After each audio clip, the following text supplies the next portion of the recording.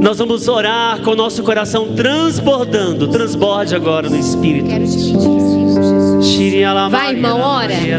Ora, ora. Que essa pregação venha do coração de Deus. Vai, Senhor, age com poder, Senhor. Vem na vida do Padre Lucas, Senhor, desse canal da Tua graça, meu Deus. Vem, Espírito Santo de Deus, vem,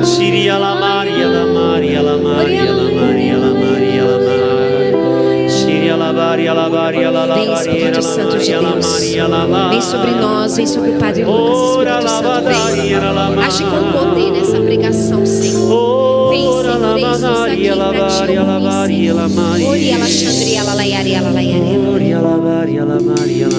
E que o manto de Nossa Senhora esteja sobre esse sacerdote amado. Ave Maria, cheia de graça, o Senhor é convosco. Bendita sois vós entre as mulheres. Bendito é o fruto do vosso ventre, Jesus. Santa Maria, Mãe de Deus, rogai por nós os pecadores, agora e na hora de nossa morte. Amém. Amém, muito obrigado. Obrigado pela oração. Obrigado, minha gente, pela acolhida. A gente pode sentar, então. Que alegria, que bênção, que privilégio estar aqui com vocês nesse grupo de oração, falando com Deus. Que bom é estar aqui para poder falar com Deus, falar sobre Deus, mas acima de tudo, falar com Deus. Falar de Deus é muito bom, mas falar com Deus é sempre melhor, é sempre um privilégio muito maior.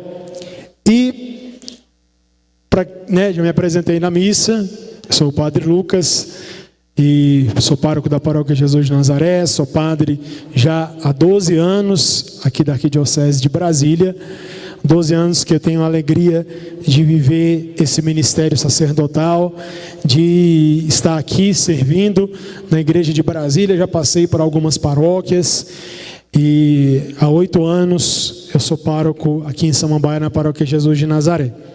E aquilo que o Senhor hoje inspirou para a pregação desse grupo de oração está em Romanos, capítulo 8, versículo 1. Se você trouxe a sua Bíblia, já vamos aí direto para o tema dessa noite, o tema dessa pregação, porque nós cremos na direção de Deus, naquilo que Deus quer fazer, na maneira como Deus quer nos mover. E o tema para essa noite está em Romanos 8, versículo 1. Então você pode pegar a sua Bíblia. Não sei qual é a sua tradução, talvez seu texto esteja um pouquinho diferente aí do meu. Romanos 8, versículo 1. Bíblia aberta? Sim? Então vamos lá. Vamos por enquanto ler só o versículo 1 de Romanos 8.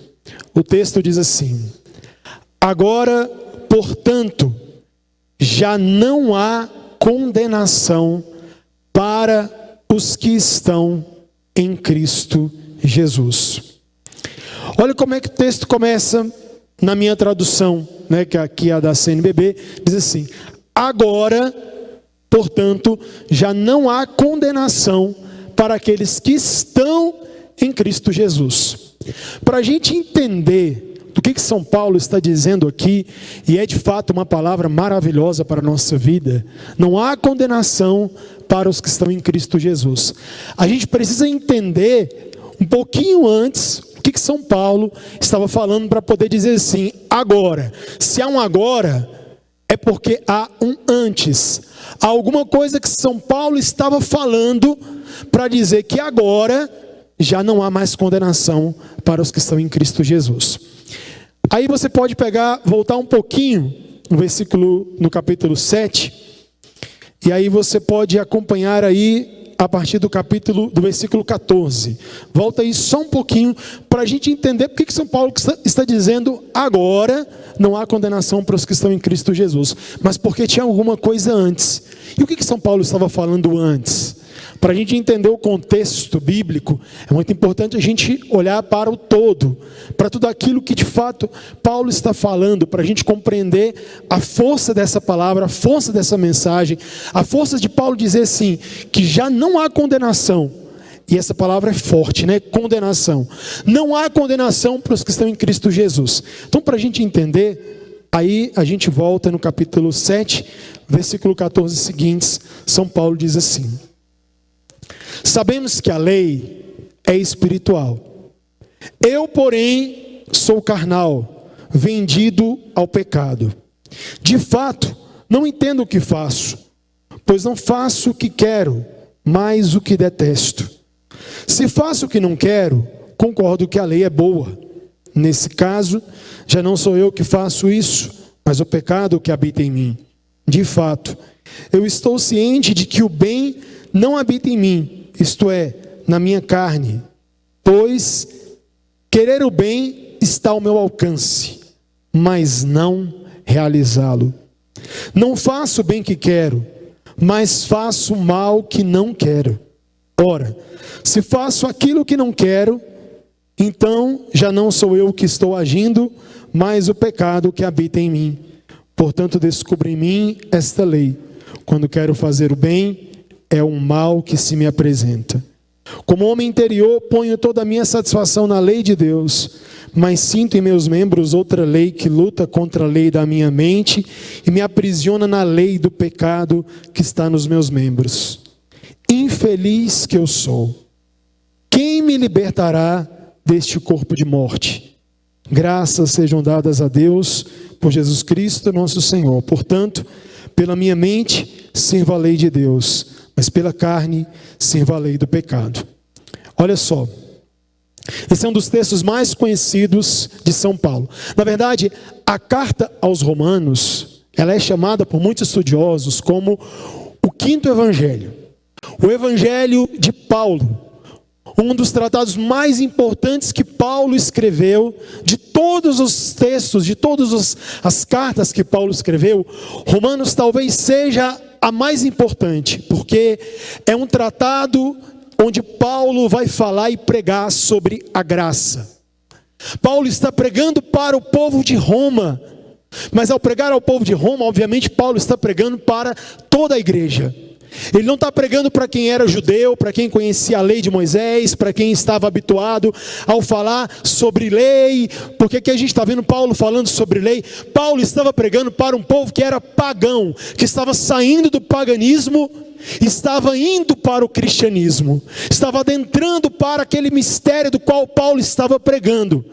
E Paulo fala aos romanos abundantemente sobre a graça, descrevendo a graça, falando sobre a graça, sobre os efeitos da graça. O que Paulo deseja transmitir a esse povo que vinha do paganismo e que podia trazer nesse processo de conversão, como muitos de nós trazemos na consciência, o peso do pecado. A gente experimenta nesse processo da nossa vida com Deus o peso do pecado, a corrupção do pecado, porque é lindo ouvir falar de Deus, é maravilhoso a gente ouvir falar de Deus, é maravilhoso tudo que nós experimentamos em Deus, tudo que desejamos viver, mas quando a gente olha para o nosso interior, quem não se identifica com Paulo, um pouquinho antes ele dizer que já não há condenação para os que estão em Cristo Jesus, quem não se identifica com Paulo quando diz assim: eu reconheço que a lei é boa, mas eu olho para dentro de mim e eu percebo que eu não tenho força de realizar ela, eu não tenho força. Eu reconheço que existe o bem, eu reconheço que existe o chamado de Deus para a minha vida, eu reconheço que existe algo de bom, mas eu percebo também que em mim eu não tenho forças para fazer. Eu quero fazer o bem, eu quero realizar o bem, mas eu percebo que eu não tenho forças para fazer o bem. E eu não quero fazer o mal, mas eu acabo fazendo o mal. Eu acabo terminando como Paulo, podendo dizer assim: olha, faço o mal que eu não quero. O bem que eu desejo fazer, eu acabo não conseguindo. Quantas vezes você já se sentiu assim? Falando sério, falando a verdade. Quantas vezes você já não fez isso? Quis fazer o bem, mas acabou fazendo o mal. Quis Quem aqui já passou ou passa por isso todos os dias assim, ó, não, hoje eu vou ser uma pessoa melhor. Hoje eu vou fazer o que eu não fiz ontem. Hoje eu vou rezar, hoje eu vou acordar às 4 da manhã para rezar com o Frei Gilson ou com o Instituto Hesed. Hoje eu vou dar respostas melhores, eu vou ser mais paciente. Hoje eu não vou cometer aquele pecado que eu estou acostumado a cometer. Hoje eu vou ser uma pessoa melhor. E aí, quando o seu hoje chega, quando acontece tudo, você não consegue, você acaba mudando tudo de planos, você não consegue acordar, você não reza direito, você não trata as pessoas direito, você acaba pecando. Quantos de nós não passamos por esse dilema, por esse drama? São Paulo escreve aqui o drama da sua humanidade, o drama que você tem dentro de você, o drama que eu tenho dentro de mim. Que drama é esse? Eu quero fazer o bem, mas eu não tenho força de fazer o bem. Eu quero amar aquela pessoa, eu quero ser uma pessoa mais paciente, eu não quero dar coice nas pessoas, e de repente quando eu vejo eu já estou lá dando coice nas pessoas. Eu quero sorrir, eu quero tantas coisas boas, mas aí de repente eu vou fazendo tudo ao contrário, eu vou fazendo tudo errado, eu vou fazendo tudo diferente do que eu me propus. E que coisa, São Paulo diz assim: quem me livrará disso? Quem me livrará de ser assim, de ser essa pessoa? Que pessoa? Quero fazer o bem, mas acabo fazendo o mal. Quero ter forças para fazer o bem. Quantos propósitos a gente não quebra? É tão fácil a gente quebrar propósitos, é tão fácil a gente fazer propósitos, né? Mas é tão fácil a gente quebrar propósitos. A gente está vivendo aí o tempo da graça da quaresma de São Miguel. Quantas vezes a gente não quebra penitências que a gente não queria quebrar?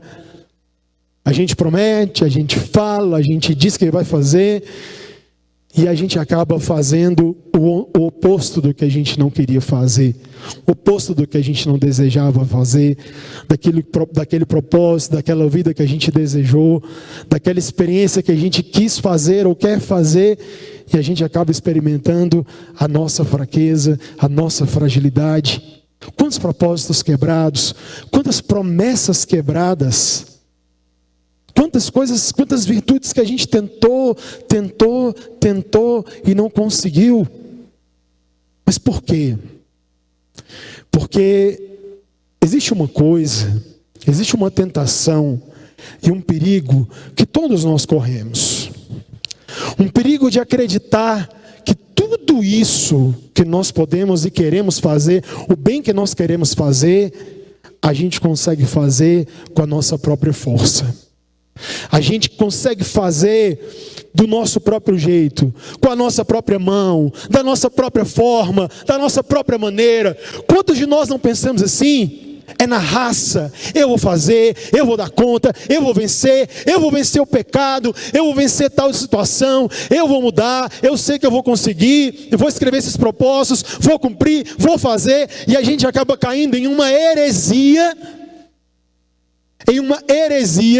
que foi condenada pela igreja, chamada de pelagianismo. Quem já ouviu falar em pelagianismo aqui? Levanta a mão. Quem já ouviu falar em pelagianismo? Pelágio era um sacerdote, um homem que tinha boa intenção, como muitos de nós aí temos boa intenção em fazer o bem, em praticar o bem, em fazer coisas boas, em ser santo, em rezar mais, em se santificar mais, em buscar mais a Deus. Só que Pelágio cometeu um erro que muitos de nós cometemos. Pelágio acreditava que ele era capaz de fazer tudo isso com as próprias forças dele, do próprio jeito dele. Ele acreditava que ele poderia ser santo, mas sem depender da graça de Deus. Assim, mas que loucura é essa? Mas é o que a gente faz na prática, é o que a gente acaba fazendo na prática, é o que a gente acaba sendo e vivendo na prática, acreditando que nós podemos ser santos sem a graça de Deus. Por quê? Porque a gente quer ser bom, a gente quer ser santo, a gente quer acertar, mas o que me conecta, o que é capaz de fazer isso em mim, é a graça. Em mim não há nada de bom. São Paulo está dizendo isso, e não é pessimismo.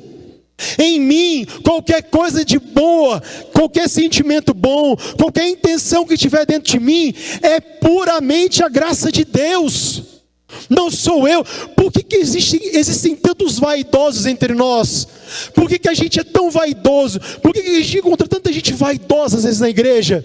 Uma vaidade, uma santidade revestida de vaidade. Pessoas que, quantas vezes a gente não já olhou para pessoas do mundo, fala a verdade, e já nos sentimos melhor que outros que estavam no pecado, que estavam aí, olha só essas pessoas, não sei o quê. Quando as pessoas entram na igreja, você vê a pessoa de roupinha curta, uma roupa inadequada, aí você olha, você julga, a gente acaba se sentindo melhor. Por quê? Por quê? Porque é uma vaidade em nós, transvestida de conversão. E é uma pura mentira. Por quê? Porque qualquer coisa de bom que tiver dentro de você não pertence a você, pertence à graça. É isso que São Paulo tenta explicar na carta aos Romanos. Qualquer coisa de bom que tiver dentro de você, qualquer movimento bom que tiver dentro de você e de mim, é puramente a graça de Deus. Por isso não tem motivo nenhum para a gente se envaidecer. Por isso não tem motivo nenhum para a gente achar que a gente é melhor do que alguém. Do que a gente pensar que nós somos melhores ou mais virtuosos, ou fazer com que a gente olhe para as pessoas com um olhar de condenação.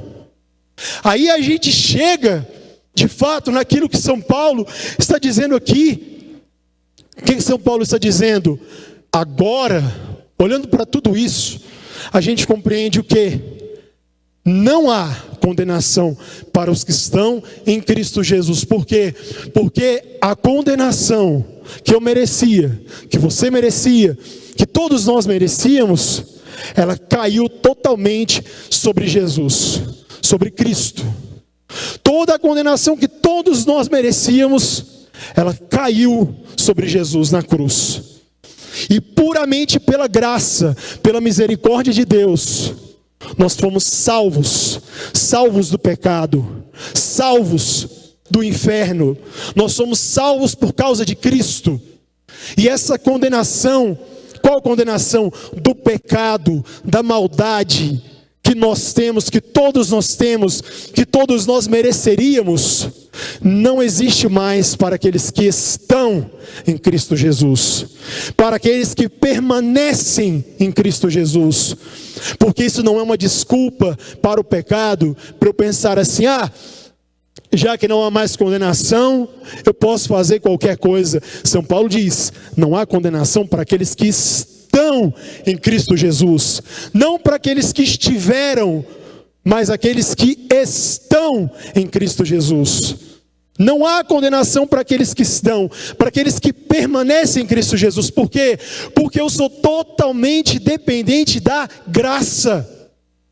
Eu sou totalmente, você é totalmente dependente, e a gente precisa entender isso, inserir isso na nossa vida cotidiana. Por que eu preciso rezar? Por que eu preciso alimentar o meu dia com Deus? Por que eu preciso eu fazer do meu dia, ter meus encontros com o Senhor todos os dias, na manhã, na hora do almoço, em um momento à tarde, as oportunidades que eu tiver de entrar em uma igreja, adorar Jesus? Se você tem a oportunidade de participar da missa diariamente. Por que eu preciso viver assim? Porque eu entendo que eu dependo da graça. Eu preciso colocar isso na minha cabecinha. Eu não vou vencer o pecado sozinho, eu não vou vencer quem eu sou sozinho, porque eu sou totalmente dependente da graça. Olha que coisa mais extraordinária. E quem ensina isso pra gente de um jeito tão lindo? É impossível vir aqui e não falar dela, de Santa Teresinha do Menino Jesus. Santa Teresinha, ela ensina isso pra gente de uma forma extraordinária.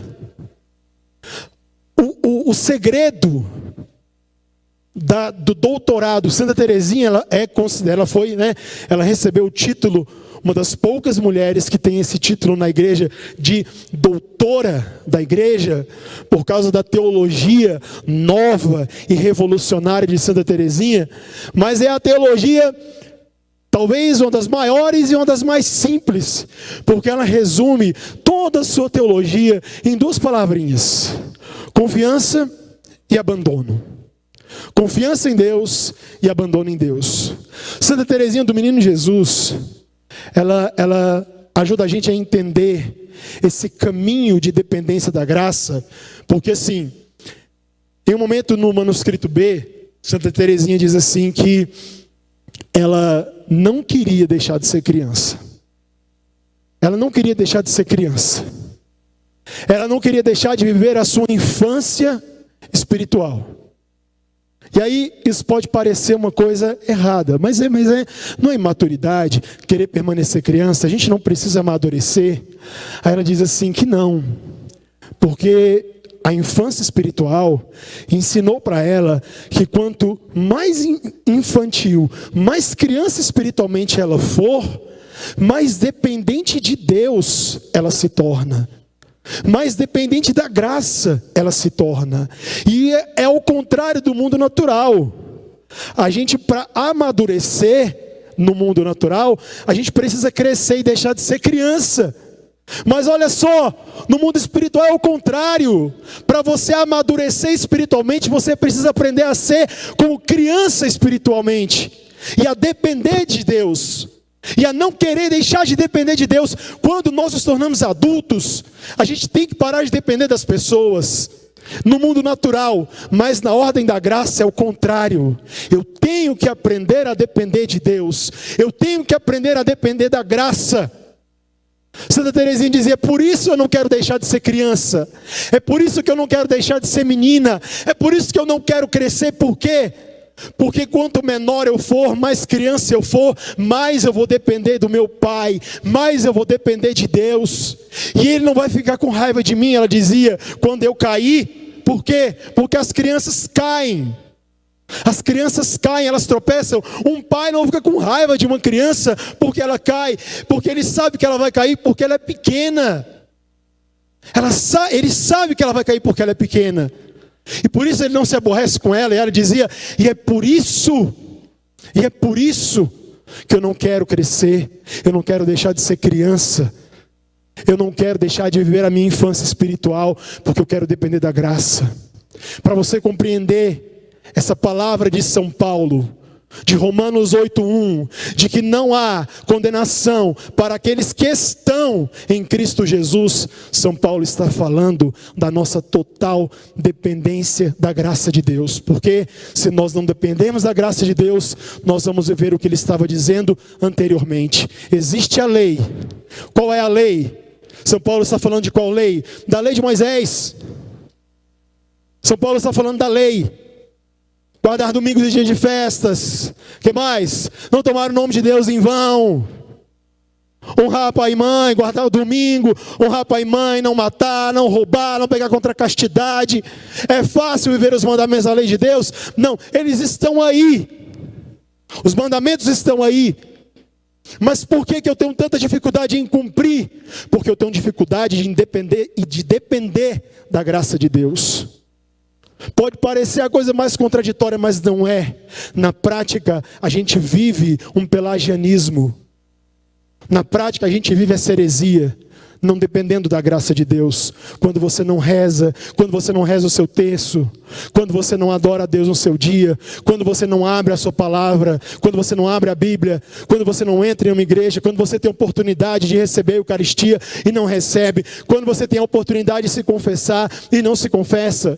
O que você está dizendo? Eu não dependo da graça. Eu dou conta sozinho. Eu posso sozinho.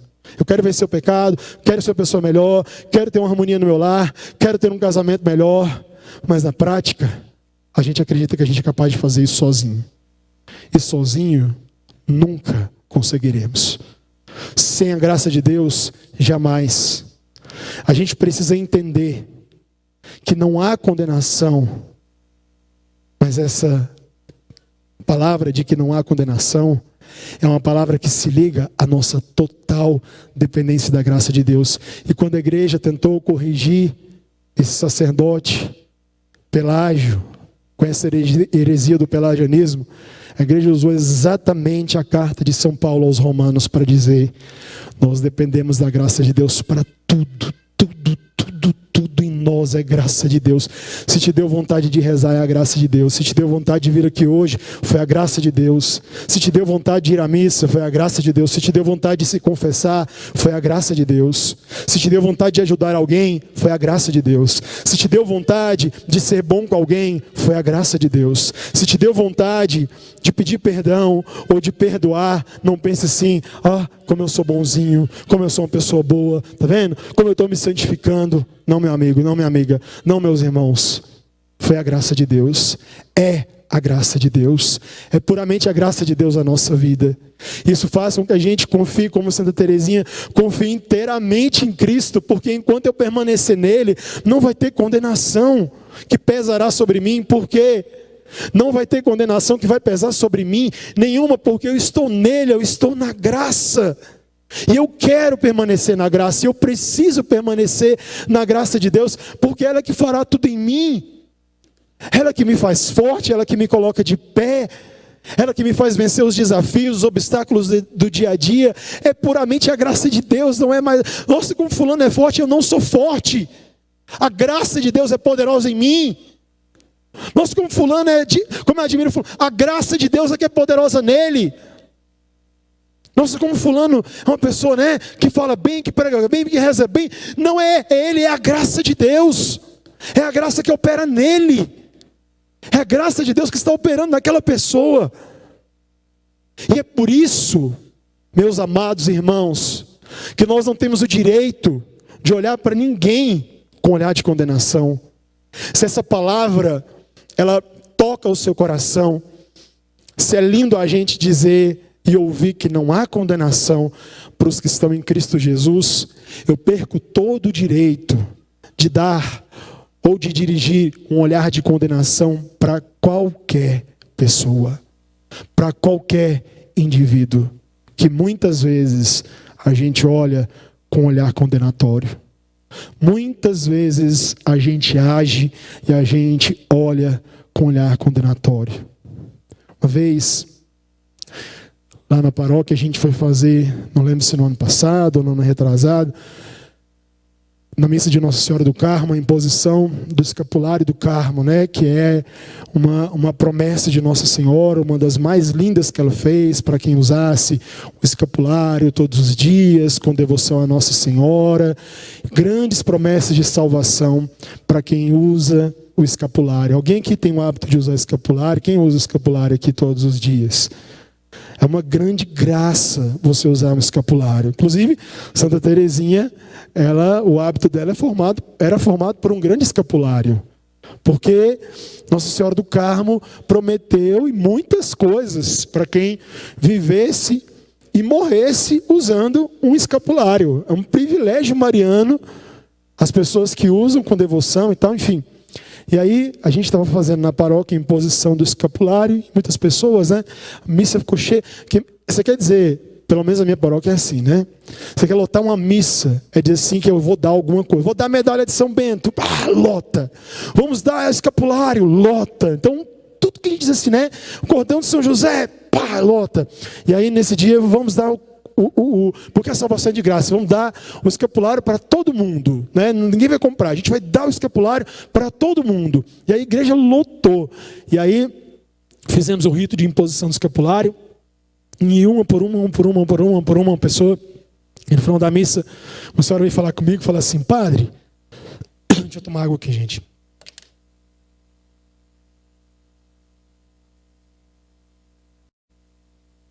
Meu tempo está acabando, Ivan? Estou terminando já, viu? Aí, uma mulher disse assim: padre, eu acho que o senhor fez muito errado em colocar esse escapulário em todo mundo. Eu falei: por quê? Porque quantas pessoas aqui na paróquia moram juntas, estão em segunda união? Quantas pessoas aqui que não estão em estado de graça e não poderiam receber o escapulário? Eu falei assim: mas a senhora recebeu? Ela falou: recebi. Eu falei: a senhora não devia ter recebido então. Fala, por quê? Porque a senhora está falando mal dos outros, e falar mal dos outros é pecado. Falar da vida alheia é pecado. Então a senhora era a primeira que tinha que tirar esse escapulário do peito da senhora e não usar, porque a senhora está apontando o pecado dos outros.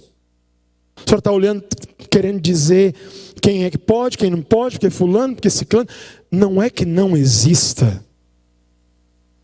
A lei, ela existe. Não é que não exista. Os mandamentos de São Paulo estão dizendo que eles existem. E eles precisam ser cumpridos, mas o que a gente precisa entender é que a força que eu tenho para viver isso é a graça. E se alguma coisa de boa na minha vida fez com que eu merecesse o céu, foi somente a graça. Eu não tenho mais nada em mim de bom que não seja a graça de Deus. É difícil para a gente às vezes admitir isso. Mas São Paulo está dizendo isso. Você não tem nada de bom em você que não seja a graça. Seu talento, seu dom, sua inteligência, se você sabe mexer com o computador, se você sabe dançar, se você sabe pintar, se você sabe esculpir, se você sabe dar aula, se você... Qualquer coisa de bom que tem em você é a graça de Deus. Qualquer coisa de bom que tiver em mim é a graça de Deus. Isso me faz pensar o quê? Que eu preciso realmente depender de Deus. Isso faz com que eu realmente dependa e viva a minha vida totalmente na dependência da graça de Deus. Só a graça de Deus é capaz de fazer e de operar milagres na minha vida, milagres na sua vida, milagres dentro de você. Só a graça de Deus. Viver, essa é a escolha mais importante da nossa vida. Qual escolha? Viver dependente da graça de Deus. Como Santa Teresinha do Menino Jesus. Vou me abandonar. Vou confiar. Por que ela dizia assim? Mesmo que eu cometa os piores pecados do mundo, eu não vou ter medo. Eu não vou temer. Ainda que eu cometa os piores, as maiores atrocidades, Santa Teresinha do Menino Jesus dizia, eu não vou ter medo. Porque eu sei que o meu Pai, eu sei que o meu Deus é rico em misericórdia. E assim que eu cair, imediatamente Ele vai me levantar. Imediatamente Ele vai me levantar. Imediatamente a graça dEle vai operar na minha vida. Por isso, meu amado, minha amada irmã, escolha viver na graça. Independente da maneira como está a sua vida hoje.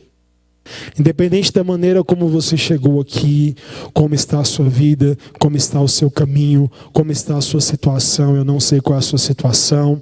De repente você é uma pessoa que está em segunda união, de repente você é uma pessoa que está em uma união irregular, de repente você é uma pessoa que, enfim, está vivendo alguma situação que você sabe, Deus sabe. Mas antes de qualquer coisa, escolha viver na graça de Deus. Faça a opção de viver na graça de Deus.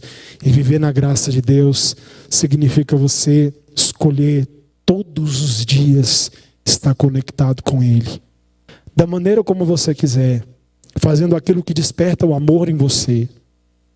Faça aquilo que desperta o amor dentro de você para você estar conectado com Deus, mas todos os dias. Porque naquele dia em que você não rezar, aquele dia em que você não fazer aquilo que você precisa fazer para depender da graça de Deus, não tem nada e não haverá nada de bom em você. O que tiver de bom é puramente movimento da graça de Deus. Isso faz com que a gente abra o nosso coração e os nossos olhos para esse Deus extraordinário, para esse Deus maravilhoso, para esse Deus grandioso que opera a graça e que faz a gente dizer: tudo é graça de Deus. Santa Teresinha dizia isso: tudo é graça, tudo é graça, tudo é graça de Deus. Então você pode ficar de pé agora, fica de pé e você vai começar essa oração como Santa Teresinha do Menino Jesus, proclamando e dizendo isso: tudo é a graça. Tudo é a graça de Deus. Feche seus olhos.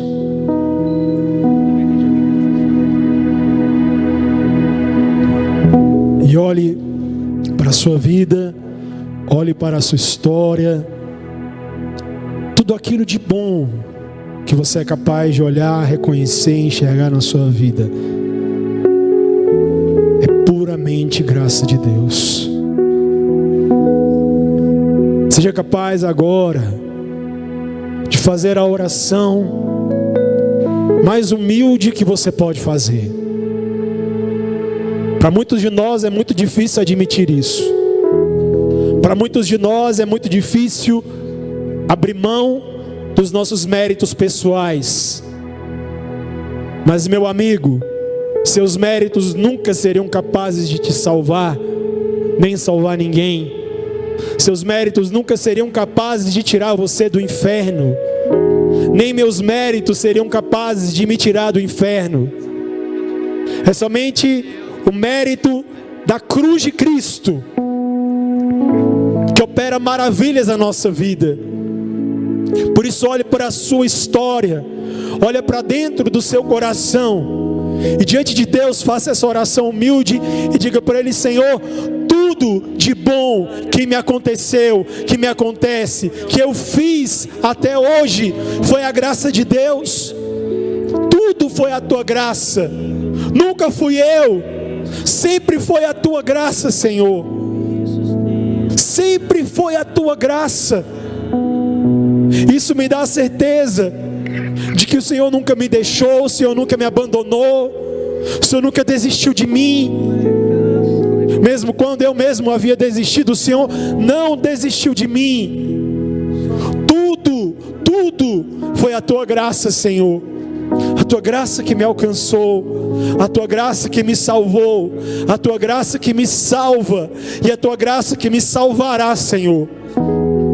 Porque eu sei que eu errei ontem, eu erro hoje, e eu sei que eu vou errar amanhã. Mas eu sei que ao errar, eu não vou encontrar no Senhor uma palavra de condenação. Eu não vou encontrar no Senhor um olhar de repreensão de quem olha para mim e diz assim: de novo, você errou de novo, você caiu de novo, você aqui outra vez. Eu não vou encontrar um olhar que me diz assim: de novo. Eu vou encontrar um olhar da graça, que acredita em mim, da graça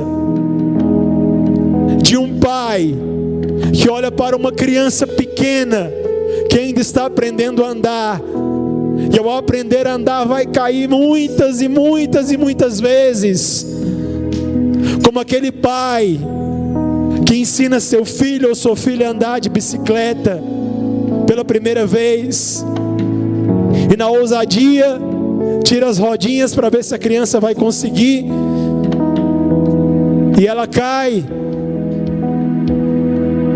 porque ela está aprendendo ainda. E quando ela cai, ela não tem um olhar de repreensão do pai, ela tem um pai que corre para levantar imediatamente aquela criança.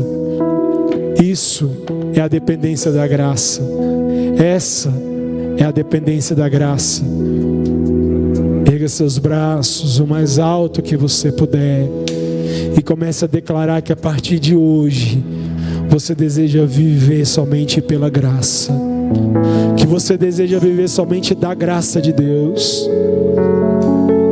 que você sabe que não é com suas forças, não é com seus méritos, não é do seu jeito, não é gritando, não é falando com as pessoas da sua casa, não é insistindo que elas virão para Deus. É a graça de Deus que vai agir e vai operar.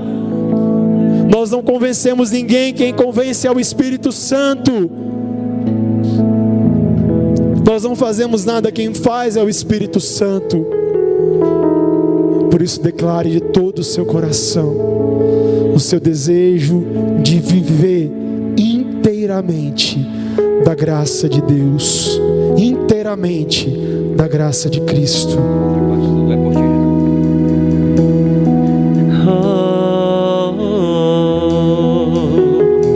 Fecha bem os seus olhos, irmão.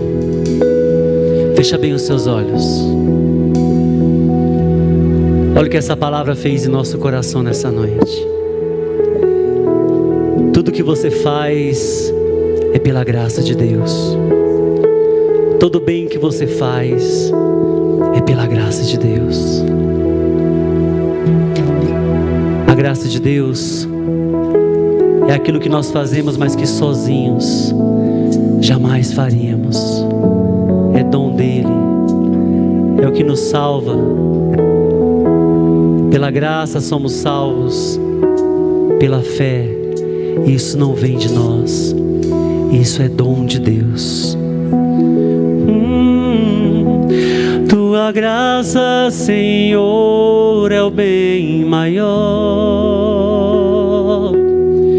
Tua graça, Senhor, que me sustenta, me sustentará,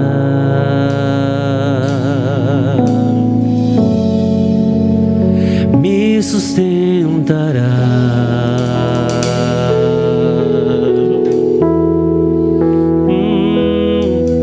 Tua graça, Senhor, me alcançou.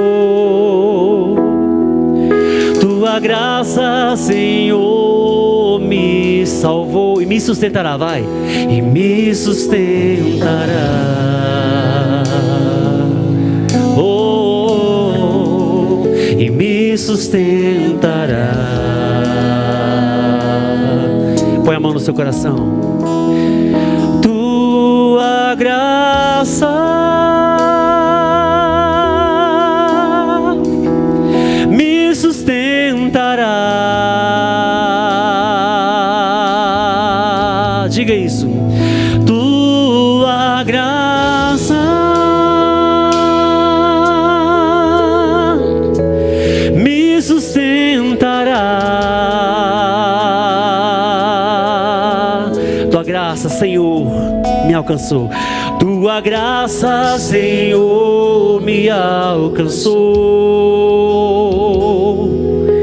Tua graça, Senhor, que me sustenta, me sustentará. Olhe para a sua fraqueza nessa noite, diga isso, me sustentará, me sustentará, me sustentará, me sustentará.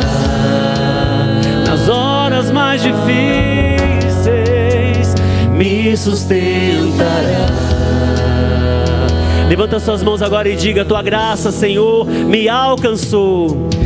Tua graça, Senhor, me alcançou. Tua graça, Senhor, me salvou. Tua graça, Senhor, me salvou e me sustentará, me sustentará,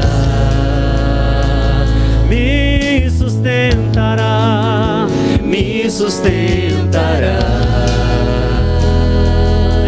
Levanta a mão, tua graça, tua graça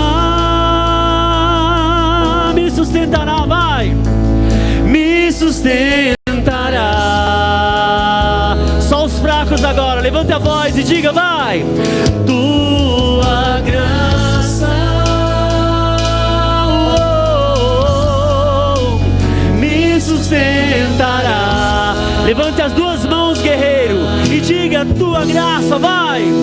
Tua graça me sustentará, me sustentará. Só você, vai. Assume a graça de Deus. Tua graça me sustentará, me sustentará. Segura na mão da pessoa que está aí do seu lado. Pode unir os lados, os corredores, por favor. Nós vamos retomar a canção. Mas eu não sei se você percebeu que a Michele, quando conduzia no início do grupo, ela dizia: há uma atmosfera espiritual. E o grupo de oração é uma atmosfera espiritual porque é derramamento da graça. Por isso que a igreja